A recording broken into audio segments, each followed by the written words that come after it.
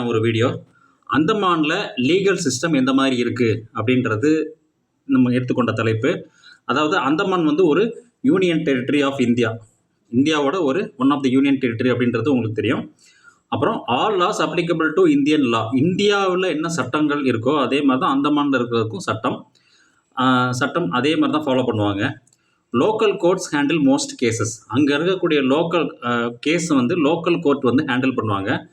இதில் நம்மளுடைய முக்கியமான கேள்வி என்ன அப்படின்னா, அவங்க ஹைகோர்ட்டுக்கு எங்கே போவாங்க அப்படின்றது ஒரு கேள்வி.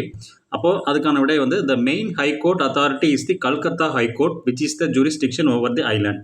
அதாவது அவங்க ஃபர்தராக ஆர்கியூ பண்ணோன்னா ஹைகோர்ட் அப்படின்றது வந்து அந்தமானில் கிடையாது, அதுக்கு பதிலாக கல்கத்தா ஹைகோர்ட்டுக்கு தான் போவாங்க.